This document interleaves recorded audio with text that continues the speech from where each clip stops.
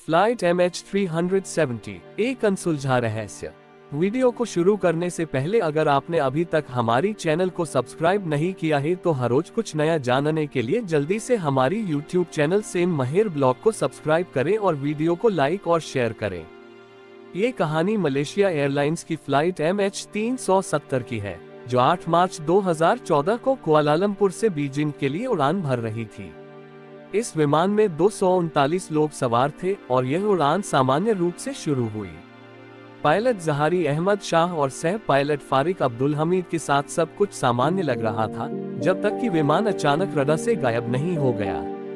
ये घटना विश्व भर में सुर्खियों का कारण बनी और तब से यह विमानन इतिहास का सबसे बड़ा रहस्य बन गई। MH370 ने रात के समय कुआलालंपुर इंटरनेशनल एयरपोर्ट से टेक ऑफ किया।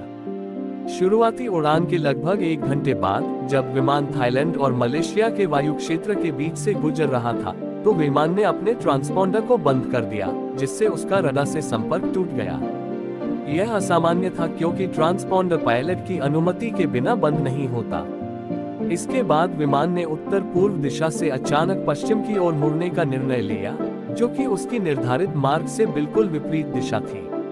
फ्लाइट के रडार से गायब होने के बाद विमान का कोई संकेत नहीं मिला। कई देशों ने इसे खोजने की कोशिश की, लेकिन सभी प्रयास असफल रहे। पायलट या सह पायलट का कोई अंतिम संदेश भी नहीं मिला, जिससे स्थिति और भी रहस्यमय हो गई। विमान की अंतिम ज्ञात स्थिति भारतीय महासागर के दक्षिणी भाग में थी, जहां सर्च और रेस्क्यू ऑपरेशन केंद्रित किया गया। इस बीच पायलट जहारी अहमद शाह के बारे में भी जांच शुरू हुई। जहारी एक अनुभवी पायलट थे और उनके व्यवहार में किसी प्रकार की असामान्यता का कोई रिकॉर्ड नहीं था, लेकिन उनके व्यक्तिगत जीवन के कुछ पहलू सामने आए जो इस रहस्य को और गहरा कर गए। बताया गया कि जहारी ने उड़ान से पहले अपने घर में एक सिमुलेटर पर इसी तरह की उड़ान का अभ्यास किया था, जिसमें विमान भी उसी क्षेत्र में गायब हो गया था जहां वास्तविक फ्लाइट MH370 का अंतिम पता चला था। इससे कुछ लोगों ने ये थ्योरी दी कि हो सकता है कि पायलट ने जानबूझकर विमान को गायब किया हो। कई हफ्तों और महीनों तक चले सर्च ऑपरेशन के बाद MH370 का कोई ठोस सुराग नहीं मिला। इस दौरान सर्च टीम को दक्षिणी हिंद महासागर के विभिन्न हिस्सों में छोटे छोटे मलबे के टुकड़े मिले, जो विमान से जुड़े हो सकते थे। 2015 में अफ्रीका के तट पर रियूनियन आइलैंड पर विमान का एक विंग फ्लैप मिला, जिससे फ्लाइट MH370 से संबंधित माना गया। लेकिन ये सब कुछ स्पष्ट करने के लिए पर्याप्त नहीं था।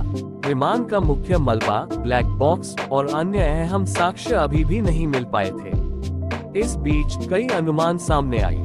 कुछ विशेषज्ञों का मानना था कि विमान को किसी ने हाईजैक किया और जानबूझकर उसे दूरस्थ इलाके में गिरा दिया। यह अनुमान कहता है कि पायलट ने खुदकुशी के इरादे से विमान को गहरे समुद्र में गिरा दिया। कुछ लोगों का मानना था कि विमान में तकनीकी खराबी आई होगी, जिससे पायलट और सह पायलट ने विमान को बचाने की कोशिश की होगी, लेकिन वे असफल रहे। इंटरनेट पर कुछ लोग इसे अलौकिक घटना से जोड़ते हुए एलियंस का हाथ बताते थे, हालांकि यह थ्योरी अधिकतर वैज्ञानिकों और विशेषज्ञों द्वारा खारिज की गई। वर्तमान में MH370 का रहस्य अभी भी अनसुलझा है। कई देशों ने इस घटना के बारे में विस्तृत जांच की, लेकिन कोई भी ठोस निष्कर्ष नहीं निकल सका। विमान के गायब होने के बारे में कई थ्योरीज और अनुमान लगाए गए, लेकिन सच्चाई आज भी अज्ञात है। इस घटना ने विमानन जगत और सामान्य लोगों के बीच एक गहरा प्रभाव डाला और यह रहस्य हमेशा के लिए इतिहास में दर्ज हो गया।